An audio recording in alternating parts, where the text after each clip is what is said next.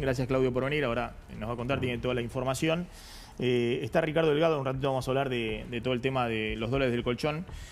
Darío Nieto, que es uno de los hombres de más confianza de Mauricio Macri, y Delfina Galarza. Salió Macri hace un ratito. Sí, hace instantes nada más Maxi se sumó a ver las declaraciones muy tempranas de Silvia Los Penato y tuvo un mensaje muy directo para con el presidente Javier Milei. Mirá, le dice, el gobierno es el único responsable, defraudó a todos los argentinos. Esto lo decía Mauricio Macri hace instantes nada más. Y además volvió Maxi a achacarle también que el jefe de gabinete, Guillermo Francos, había dicho 48 horas antes que los votos estaban. Después dice, esperaba que el presidente pida perdón, nos salió mal y que van a buscar responsables, pero no.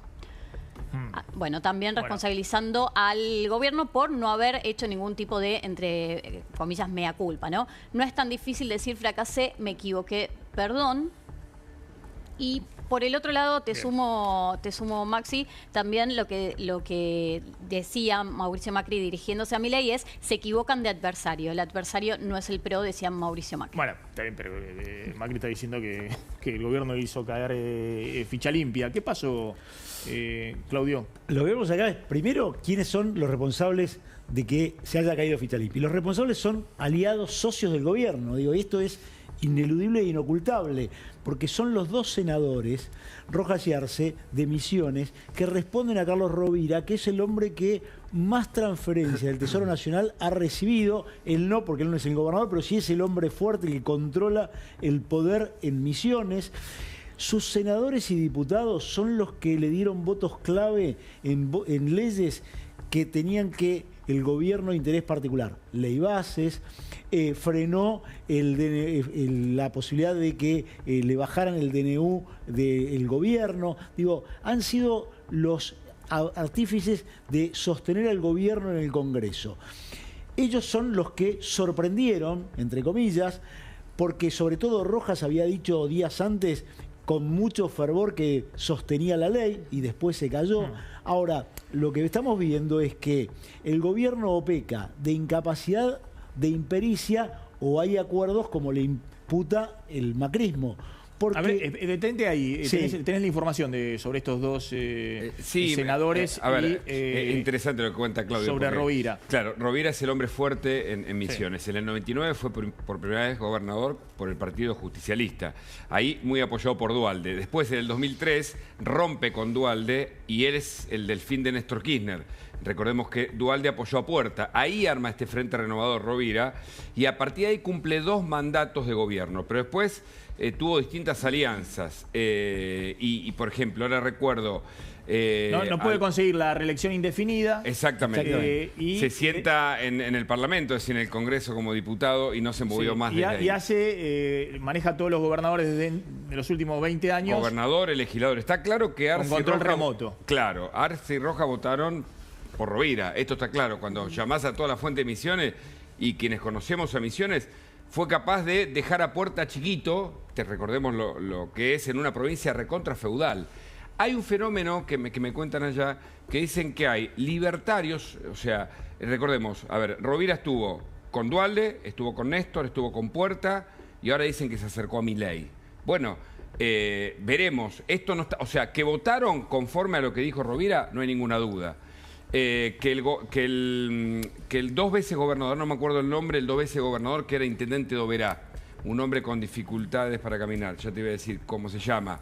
En algún momento no obedeció a Rovira y Rovira le bajó el pulgar, también es cierto. Es Mauricio Clos, ahí está, el hombre que fue intendente de Oberá, quien tenía varias denuncias, pero sí, era un hombre en el armado de Rovira. Bueno, Rovira es el hombre que ordenó este voto. Ahora, es el que tiene tabicada la provincia y es oficialista del gobierno de turno. ¿Qué dicen en Misiones? De cualquier gobierno para que no lo molesten en el armado local. ¿Y qué dicen en Misiones? Hay un acuerdo con los libertarios para retener la provincia, pero para que en esta elección de alguna manera hagan pie los libertarios. Esto es lo que hoy están diciendo quienes conocen la provincia y quienes saben cómo se mueve este caso excepcional, que no hay otro en la Argentina, de alguien que no tiene el poder formal, pero conserva el poder real desde una banca de diputados. No hay otro caso en todo el país, porque todos los que perdieron el poder real... Del 2007 creo que es diputado y está ahí, ¿no? Afianzado en su banca. Acá, fíjense el momento, ¿no? Donde se vota, inmediatamente los dos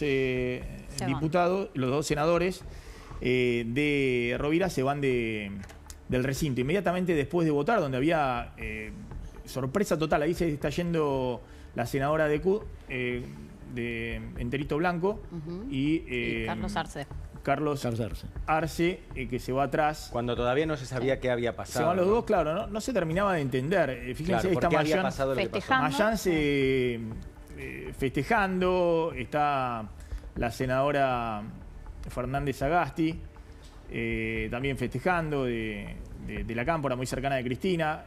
Sí, Juliana la presidenta de la Cámara anonadada, que no entendía qué era lo que ocurría. Claro, yo creo que hubo sorpresa también en el kirchnerismo, porque el discurso de cierre de Juliana Di Tulio, por ejemplo, la senadora muy cercana a Cristina, era no solamente de dar por hecho, un día histórico, este va a ser el día donde queda la proscripción del peronismo, es decir, daban por hecho ya que se aprobaba. Y se sorprendieron todos. Bueno, el gobierno niega el acuerdo. Esto es lo que dice también, ¿no? El gobierno niega el acuerdo, lo que nadie puede explicar es por qué si Rovira traicionó a Milei. Y en Misiones no lo cree nadie. Esto es, que Rovira juegue una carta para traicionar a Milei y para favorecer a Cristina Kirchner no lo cree nadie. Lo cierto es que, más allá de... Y que lo haga sin avisar. Y que, por supuesto, que lo haga sin avisar. Que este es el otro dato. Y dicen que Rovira habló con los funcionarios del gobierno. Y acá, otro elemento eso es lo que dice Rovira, ¿no? Exactamente. Es lo que deja trascender. Es lo que deja trascender el entorno de Rovira. Sí. Que le avisaron al gobierno que sus dos senadores iban a votar.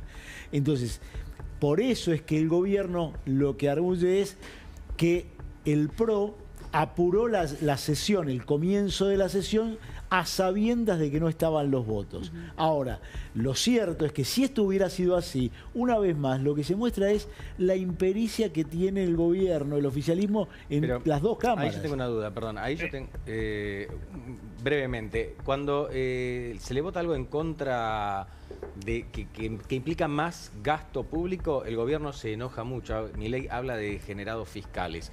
Cuando se cae ficha limpia, no reacciona con la misma virulencia el gobierno. Es decir, da la sensación de que al gobierno le molesta más que le aumenten el gasto público o que lo quieran obligar a aumentar el gasto público antes que este tipo de cosas. Al menos es la percepción. Sí, y además, otra vez, si uno mira cuál es la reacción, el enojo es mayor con el macrismo que con los dos senadores de Rovira y que con el propio Pero el macrismo lo está acusando al gobierno dentro de una contienda electoral que tiene en la ciudad de Buenos Aires, todo caso, si de ser funcional a Cristina. Es verdad, pero si le interesaba tanto la ley, de la cual convengamos que además hay un antecedente, que esa ley originalmente fue retaseada por el gobierno en su primera instancia y luego la repuso cuando había mucha reacción social, y ahora juega este partido donde lo cierto es que quienes se la bajan, si es que le importaba tanto, son aliados. Ahora repasamos un poquito las idas y vueltas de hoy muy fuertes entre los Penato y Milei, donde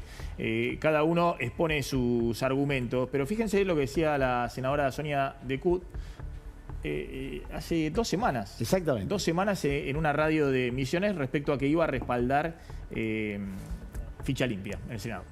Nosotros hemos acompañado la media sanción, ficha limpia. Creemos que la política argentina hoy necesita más transparencia y bueno, las instituciones debemos responder, ¿no?, a la confianza de la gente con herramientas claras y eficaces, ¿no?, porque creemos que ficha limpia tiene que salir, es algo que la sociedad demanda, no es una discusión legislativa, hoy creo que es una demanda no es un capricho partidario. Bueno, ahora vamos a mostrar algo que ocurrió ayer acá en el programa, que el gobierno estuvo retuiteando mucho como argumento de que no se quiso comprometer el PRO a hacer un acuerdo y ir a firmar a la Casa Rosada, que estaban los 37 votos. Porque el presidente dice, no estaban los votos.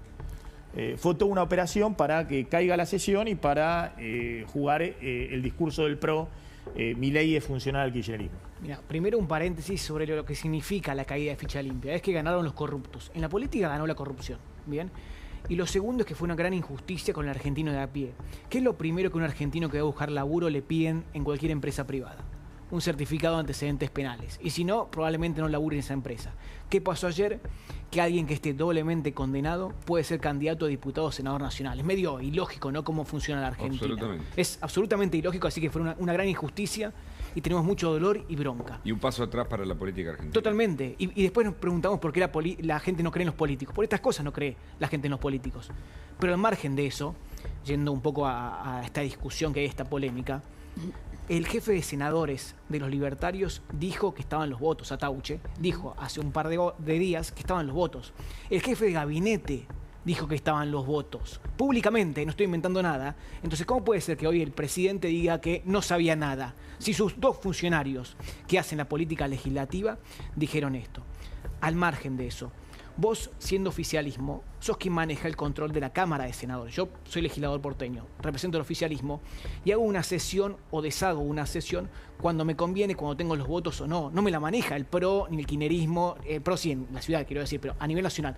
No la maneja el PRO ni el kirchnerismo, la maneja el Poder Ejecutivo, en este caso, la vicepresidenta de la Nación. Entonces me parece también medio infantil el decir la manejó el PRO o cosas así. Es decir, en la política es muy raro vos decís que se llega a la definición esta a último minuto que por penales, digamos. Totalmente. Si el oficialismo ve que no están los votos, vos decís puede llamar a un cuarto intermedio, muchas puede cosas, cuarto intermedio, guardar la ley en secretaría para no votarla. Maxi, te sumo un antecedente que tiene que ver con esto. Cuando no estaban los votos o estaban puestos en duda los votos de los santacruceños, Natalia Gadano y José Carambia, el gobierno volvió para atrás y suspendió esa sesión. Entonces, con ese tema de ficha limpia. Exactamente. La primera vez que se postergó tuvo que ver con que no estaban los votos. Y en realidad después los santacruceños salieron a aclarar que sí estaban. Por eso también se generó, hubo muchas señales ambiguas del oficialismo en relación a esto. Después nuevamente se postergó también la sesión cuando desde el gobierno y desde los bloques aliados decían los números están. ¿Por qué? Porque estaban los de los santacruceños. Ahora, el tema es por qué se dan vuelta, algunos dicen media hora antes se habían cruzado con los dos senadores y decían que votaban a favor. Esto dice la senadora Carolina Lozada, por ejemplo, de Unión Cívica Radical, que se cruzó con la senadora y que votaba a favor. Es decir, claramente dieron vuelta a su voto los dos senadores de Misiones. Y el que estuvo atrás de eso fue Rovira. La pregunta es por qué. Mostremos a los dos senadores de Misiones. Fíjense lo que argumenta, me parece una acusación muy grave de los Penato, por eso se mete esto en la campaña de la ciudad de Buenos Aires y se enoja hoy tanto Milei.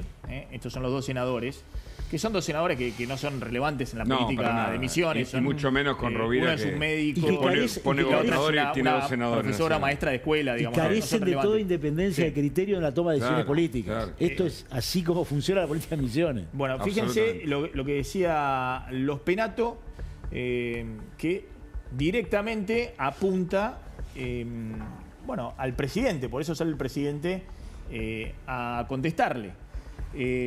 La otra que apuntó muy duro fue la senadora por Córdoba, Alejandra Vigo, que forma parte del peronismo cordobés, del peronismo no kirchnerista. La esposa del ex gobernador Schiaretti. Claro. La esposa del ex gobernador Schiaretti. A ver. Presidente Milei, cuando en noviembre 8 diputados del Bloque de la Libertad Avanza faltaron a la sesión especial diciendo que les había caído mal el fiambre, que habían perdido el avión, o sorpresivamente querían introducir reformas que no habían planteado durante los meses anteriores, yo confié en su palabra.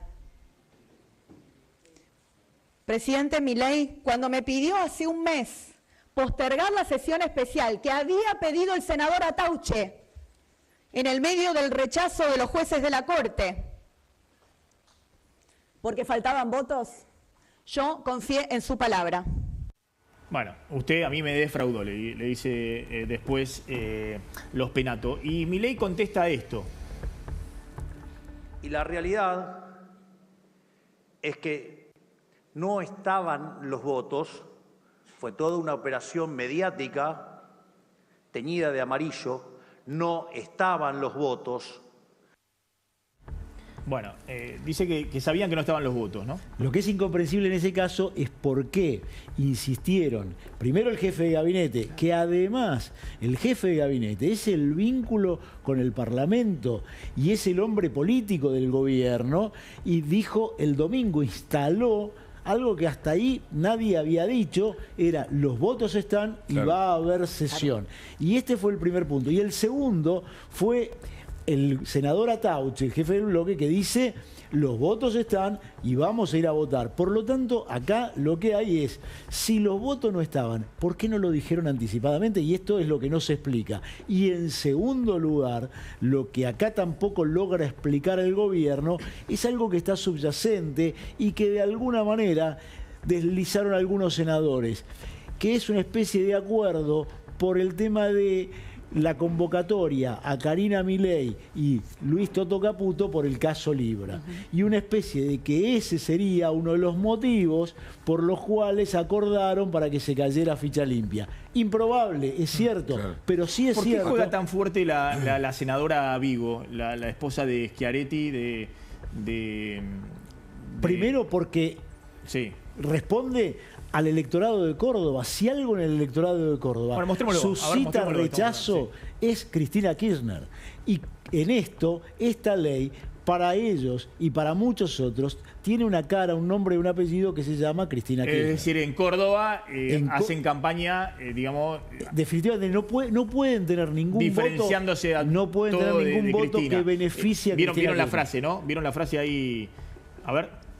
Nos sorprendió el voto en contra de 2 senadores misioneros oficialistas, fuerza política que había acompañado el proyecto en diputados. Como lo advertimos, el gobierno de Milei terminó siendo funcional al kirchnerismo directamente. Exactamente. Lo asocia al gobierno. Es esto. Ahora, esto se resuelve muy fácil. Primero porque ahí, discúlpame, Hugo, sí, claro. Digo, hay que mirar la lógica en cada provincia donde se representa después en el Senado. Y en esta lógica de Córdoba, Milei tiene un peso muy importante. Hoy es Milei lo que fue Macri en Córdoba. Exactamente. Quería decir esto. La democracia se degrada, estamos todos más tristes, estamos todos peor, la clase política ni hablar. Ahora, ¿por qué no dan nota hoy Arce y Rojas Secut? Porque se resuelve el tema. Es decir, están escondidos. Pero claro, pero quiero decir, pero uno se hace una pregunta que parece cándida, pero en definitiva, estamos haciendo todas especulaciones y análisis sobre algo que podrían responder perfectamente ellos, que además son senadores que responden un sistema democrático a la provincia de Misiones, a intereses que evidentemente son particulares, pero que no coinciden con lo que dijeron hace un rato. Entonces, esta sería la verdadera respuesta, ¿no? Que ellos mismos digan por qué cambiaron el voto. Igual te agrego algo más. No son especulaciones. En un punto entiendo lo que decís, Hugo. Sí, pero... lo hago a propósito, viste, voy a la nimiedad, digamos, de lo básico para... Acá, desde el punto de vista periodístico, acá hay hechos muy concretos. Es decir, acá teníamos una senadora que hasta hace muy poco tiempo manifestaba estar a favor, su propia fuerza política en diputados votó a favor y ella vota en contra y después se va sin hacer ningún tipo de declaración. Esto es muy extraño por donde se lo mire. Tenemos que buscar, bueno, cuál es la motivación subyacente, está bien. Pero o sea, le dan la espalda a la gente. Sabemos que hay algo raro. Claro. Pero también te agrego algo ahí. ¿Por qué no dan notas Franco y Atauche, que fueron los funcionarios del gobierno, del presidente Milei, que dijeron que estaban los votos, cuando el presidente ahora dice que no estaban los votos? A ver, es medio inentendible. El gobierno salió con este corte. Anoche estuvo acá la senadora Tagliaferri y justamente... Delfina planteaba lo siguiente, ¿no? Que de una convocatoria que había hecho el gobierno respecto a que se garanticen antes de ir a la sesión que estén los 37 votos. Pedido lo que había hablado el mismo presidente y desde el gobierno, lo que decían es se tendrían que haber comprometido con sus firmas y dejar por escrito quienes apoyaban la ley. Esto era un poco lo que venían hablando desde el gobierno. Por eso ahora ¿Eso se podía hacer? A la carga. La verdad que en ese momento fue presentado como la verdad que los senadores son elegidos democráticamente en sus provincias y fue presentado el senador Atauche dijo, bueno, queremos que vengan todos los senadores a la Casa de Gobierno a firmar un compromiso con la Libertad Avanza. Bueno, digo, yo no soy de la Libertad Avanza, no tengo que firmar un compromiso. No era algo habitual y no pasa por ahí, porque aparte, para el caso de los senadores de Misiones, habían dicho al resto de sus colegas, si en la... Bueno, ahí está. El gobernador dice, bueno, Pero, dijimos, vengan, firmen el compromiso, están los 37. Y ¿Pero qué firman un compromiso que no tiene ningún tipo de atadura, vinculación con lo que vas a votar en el Senado? ¿Que firme una servilleta? ¿Pero qué es eso? ¿Qué hay más compromiso que la palabra empeñada en un medio público que te escucha toda la ciudadanía? Además. O sea, no existe ir a firmar un compromiso para la nada. Eso no existe. Y lo segundo, que también es importante destacar... Vichy, el senador de Corrientes, firmó el compromiso, llamó a la comisión investigadora de Libra en el Senado, firmó... Y después cuando fue al recinto, votó en contra. Peor, encima eso es peor porque es más vinculante. Si van a terminar destruyendo el sistema, ¿entendés? Es más vinculante eso que una servilleta firmada en la Casa Rosada. Están pasando cosas raras en el Senado. En el Senado demasiadas Están pasando cosas raras. No, y también me llamó la atención a mí que Milei es muy vehemente siempre cuando pasan estas cosas, o acusa a periodistas, o da nombres propios y demás. Ayer lo único que puso en Twitter fue lamentable. Y nada más, no dijo nada de Rovira, de Misiones, los senadores. Eso también te llama la atención de alguna manera de por qué fue ese accionar del gobierno de tan livianamente acusar al PRO y no hablar de los misioneros. Déjame decirte algo. Milei reacciona con Rovira, Arce y Decud de la misma manera que reaccionó con Hayden Davis respecto del caso Libra. En ningún caso el enojo es con quienes supuestamente lo estafaron, lo defraudaron. A ver, lo sumo a Ricardo Delgado, es economista y conoce cómo se mueve el tema de los gobernadores, los senadores y demás. Sí, suena muy extraño, ¿no? sin tener ningún tipo de información. Más allá de esta ley, digamos, en general... No, me parece, coincido, que se está bastardeando a un sistema que hay que fortalecer. Yo creo que la democracia en la Argentina sigue siendo una democracia muy joven y tiene que seguir siendo fortalecida. Y con este tipo de idas, vueltas, marchas contra marchas, acusaciones cruzadas y demás, parece que no se fortalece. Bueno, ahora vamos a hablar un poquito del tema del plan de los dólares en el colchón. Hoy... Déjame algo antes de terminar y respecto de algo que decía Ricardo.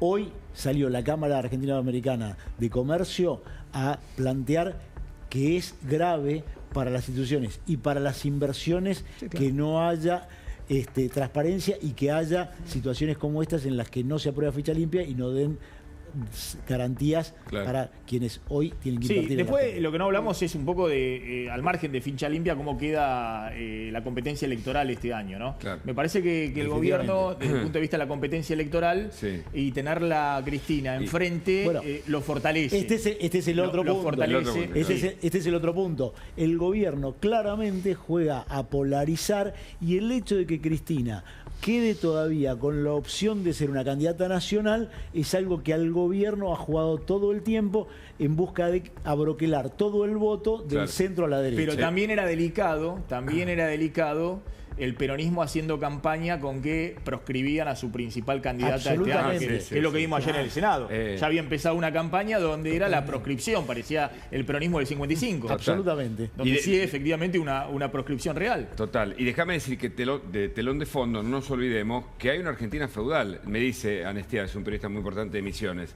El Gildo Infran de Misiones se llama Carlos Rovira, ¿entendés? Pero desde una banca de diputados. Esto es parte de la Argentina que también hay que describir. Un hombre muy poderoso, que tiene muchos vínculos empresarios, que llegan acá a la ciudad de Buenos Aires, esos vínculos empresarios, que juega muchas fichas con uno de los empresarios que están ahí alrededor de la provincia de Misiones. Vínculos directos con el gobierno nacional. Nuevo Papa. Habemos Papa. Habemos Papa, sí.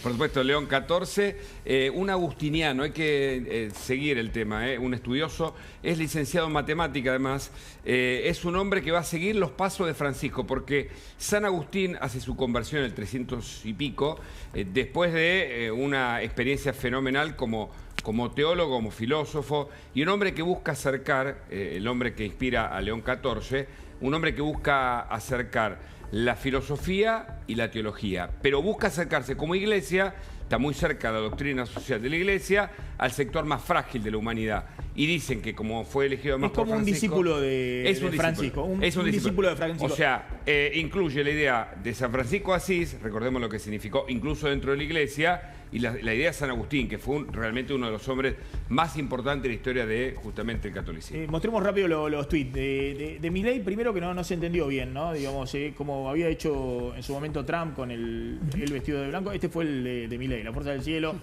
han dado su veredicto, de modo claro, no más palabras. Bueno, Me imagino por qué, porque es León. Claro, porque él también a León Sí, 13. una especie El problema es que también el es león León. más grande está en Roma, no en Buenos Aires. Bueno, Cristina, que salió con un tuit donde ve ahí un sucesor de Francisco. Sí, y ve unas directamente. conexiones fenomenales con la Argentina y con su sector, evidentemente al que quiere seducir, ¿no? Cristina reaparece en un posteo aprovechando, ¿no? O con oportunismo en Sí. este sentido, ¿no? Ahí dice, no hace falta aclarar, no creo en las casualidades, bueno, el Día de la Virgen de Luján es cierto, es el día de la patrona argentina y de Río Gallego, fíjate Sí. qué dato, ¿no? Río Gallego, la ciudad del pecado, la denominó el ex Y contador. dice, León de la XIII fue el familia, ¿no? Papa del Trabajo, Claro, ahí está, ahí padre está. de la doctrina social de la Iglesia. Sí. León XIV da a entender que sigue ese lineamiento. Hay algunos tuits de retuiteos del Papa en su momento muy críticos en Sí, contra sí, de, sí, sí. por ejemplo, el tema de la cuarentena, ¿no? Por ejemplo. Por ejemplo, hay un tuit donde, no sé si lo tenemos ahí, donde decía que no podía ser que la vida económica valga más que una vida humana. Totalmente. Para los que se quejaban del tema de la cuarentena. Muy en línea con Francisco. Muy en político, línea con Francisco. muy político. Muy en Denunció línea el con Francisco, fujimorismo sí. en Perú, Sí. se metió en el barro y pasó, digamos, las situaciones más difíciles en ese país acuciado por el terrorismo, además, y Sí. por la corrupción política, ¿no? Esto retuiteó antes, obviamente, de ser Sí. en 2020, cuando una sociedad lamenta, ahí no estoy viendo, sacamos el graph, lo vemos, cuando una sociedad lamenta más la pérdida económica, claro. que la vida humana está enferma, ¿no? Claro. Ese es el concepto. No precisa virus, ya está enferma. El concepto Sí, que era sí, el que sí. transmitía Francisco. ¿no? Doctrina social de la Iglesia, Doctrina social de la acercamiento Iglesia. a los más frágiles, una discusión y un acercamiento más entre la filosofía y la teología. Interesante y ojalá que sea un ejemplo. Francisco dejó un mensaje muy interesante respecto de su propio comportamiento dentro de la Iglesia y parece que esto va en la misma línea. También es con cierto un algunos punto cambios, ¿no? del que se agarra Milei y por eso incluye esas tres patas en el comunicado, un comunicado que intenta marcar posición y también de alguna manera marcar la cancha del vínculo que va a tener con el Vaticano, que reivindica libertad y propiedad privada. No es casual. ¿Por qué? Porque Rerum Novarum, la encíclica de León XIII, el Papa anterior, es una encíclica que defiende a los obreros, critica la desigualdad y la explotación, pero al mismo tiempo, en un momento en el que está la emergencia del socialismo, defiende propiedad privada y libertad. Sí. Muy interesante, muy interesante. No tenemos tiempo, pero Steve Bannon, que es el ingeniero del caos inicial de Milei y de todos los grupos conservadores, fíjense cómo antes de que fuera electo el nuevo Papa, era muy crítico, lo llamaba el caballo negro, ¿no? Como un Papa progresista, no podía, el legado de Francisco, que para los conservadores es Era lo peor peor que podía salir, mira. They have a liquidity problem, insolvency problem. They need American cash. A lot of the Americans are saying, hey, the growing part of the church, the rejuvenated part of the church are these younger people that are coming in by flocks and we're getting these vocations. They have to be heard. So I think they're putting that message out this week that if there's another progressive like Pope Francis, that there's going to be a schism. And for people to say this, I mean, people do not use that word lightly. And I don't use that word lightly. But I think being involved in this now for 10 or 15 years, I can see that coming. If we have someone else like Francis, I think it's inevitable that in under a decade, we'll have a major schism in the church. There's never been an American-born pope. Is this the moment? I do think one of the dark horses, and I think, unfortunately, he's one of the most progressive, is Cardinal Prevost. I don't think he's getting enough play. He is certainly on the short list. Bueno, venía diciendo que es uno de los caballos negros, porque este es uno de los ingenieros del caos, ¿no? Del movimiento internacional conservador y demás, que dice, si llegara a ser electo un papa como progresista, como Francisco Prevost, habría un cisma en la iglesia, ¿no? Es uno de los ingenieros. Y propiciaba a uno de los cardenales africanos más conservadores. Claro. Ya hablamos de los dólares en el colchón con Ricardo Delgado. Antes, en Autofrance tenés la mejor financiación para acceder a tu 0 kilómetro. Te llevas un 208 línea nueva o una 2008 con un anticipo mínimo o con tu usado y cuotas de 250.000 pesos mensuales. Además, tenés las primeras 4 cuotas bonificadas al 50%. Reserva el tuyo desde donde estés comunicándote con Autofrance, también con dólares de colchón, si querés, el concesionario número 1 en ventas de Peugeot. Autofrance, el concesionario número 1 en ventas. Tenemos el precio más bajo del país y mejoramos cualquier presupuesto. Somos expertos en financiación y tomamos tu usado al mejor valor. Llámanos ya al 0810-362-0062 o WhatsApp al 11 34 44 37 58. Autofrance.com.ar. Devin Logistics, una empresa con 24 años de trayectoria en despacho aduanero y logística internacional, abarcando fletes marítimos, aéreos y terrestres. Te garantizan el precio más bajo en los fletes marítimos y aéreos. Devin Logistics, tus conexiones aseguradas.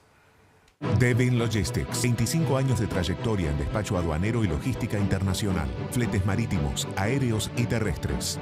Con conexiones a todo el mundo. Normativas cambiarias y aduaneras. Devin Logistics, tus conexiones aseguradas. Ricardo, ¿cómo es el plan del gobierno para que salgan los dólares del colchón? A ver, yo creo que hay dos cuestiones. Una conceptual, y es que la economía, con la cantidad de pesos que tiene, encuentra serias limitaciones para seguir creciendo. Por eso el equipo económico habla de remonetizar. Como no puede emitir pesos, porque justamente lo que está haciendo es sacar pesos de mercado por el superávit fiscal, que es parte de los ejes principales del gobierno, necesita remonetizar con los dólares que están fuera del sistema, por un lado. Por otro lado, la cuestión, te diría, más coyuntural y política, es que en los últimos 3 meses la inflación, que es el objetivo y el mandato económico inicial del gobierno de Milei, se había acelerado. El último dato, marzo, 3.7, probablemente abril de algo por debajo, pero el éxito inflacionario ya no estaba. Entonces, lo que necesita el gobierno es que de acá a las elecciones la inflación baje. ¿Qué instrumento tiene, además del superávit fiscal, que ya está descontado, para hacerlo? Un dólar planchadito. El dólar absolutamente planchado, lo más cerca del piso de la banda. Y en consecuencia, bueno, eso tiene obviamente efectos de corto plazo. Probablemente la inflación en los próximos meses baje. Mayo probablemente empiece con 2, ya no con 3. Tiene, obviamente, digamos, en términos de dinámica de la generación de divisas, de la creación de empleo, de la posibilidad de producir para exportar, consecuencias que las vamos a ver probablemente después de octubre. ¿Cuáles podrían ser los incentivos para que salgan una especie de blanqueo 2, digamos? A ver, yo creo que desde el punto de vista... Una otra oportunidad más, a ver si salen los dólares. Porque funcionó el blanqueo 1. Sí, el blanqueo 1 funcionó, exitoso, pero... 30.000 millones de dólares. Y sí, de hecho eso posibilitó aumentar la capacidad prestable en dólares de los bancos. Ahora, eso ya se agotó. Necesita una nueva vuelta, una nueva ronda de dólares para que la economía empiece a funcionar. La pregunta es, ¿por qué si los dólares esos quedaron en los bancos, ahora van a circular como quiere el gobierno en términos de aumentar lo que es la demanda de dinero en la economía? Esa es la gran duda, ¿no? Yo tengo la impresión que, y sucede siempre en los años electorales, en los meses previos a las elecciones, la gente, en vez de gastar dólares, los trata de atesorar, de hacerse... No están hablando de que salgan los dólares porque que tiene que vender los dólares para pagar los gastos corrientes, ¿no? No, eso... La prepaga, claramente el colegio... Están hablando de motorizar, sacar los dólares para motorizar, no sé, la venta de autos, o la venta de maquinaria agrícola, pero o que construcción. también, a ver, pero también, digamos, no seamos hipócritas, digamos que esas cosas se siguen haciendo. O sea, uno cuando compra un departamento, nos tienen incordios de tener que llevar los fajos de $10.000 y los tiene que llevar todos en una bolsa. Claro, pero también son dólares no declarados, Maxi, por supuesto, ¿no? Recordemos eso, porque la economía van y vienen los dólares permanentemente. Acá también estamos hablando de dólares no declarados. Son dólares no declarados, que es casi la mitad del PBI de la Argentina. No es trivial el punto. Un poco lo que decía Maxi al comienzo. Si esos dólares empiezan a motorizar, bueno, la Argentina va a empezar a resolver una de sus viejísimas restricciones, que era la restricción externa, la falta de dólares. Hay algo que me parece que no tenemos que dejar pasar por alto, y es que hoy, obviamente, otra vez en modo campaña, Milei volvió a hablar de dolarización endógena, que es algo distinto a lo que decía en la campaña anterior, pero vuelve la palabra esa, mágica para la política. Sí, yo creo que, digamos, el gobierno ha ido y venido, digamos, en relación a esto. Creo que la dolarización en sí mismo se murió como tal, pero se habla de competencia de monedas, que es eso, que es, al final del camino es el modelo peruano. La única certeza hay que leer qué pasó en Perú. Me parece que lo que hay que seguir es eso, algo menos... Donde convive el sol peruano con los dólares. Sí, convive, sí, por supuesto que conviven, y no tienen, pero hay trabas, hay restricciones, está la UIF, está el Banco Central. Sí, hay controles. Hay que ver la regulación para poder dar una opinión definitiva. Creo que la única certeza que hay es que se van a seguir pagando los impuestos en pesos. Sí, y los salarios en pesos. Gracias, Ricardo, gracias. El Papa también es peruano. Sí, claro. Nos puede dar una ayudita también. Gracias. Vamos a la tanda, ya volvemos.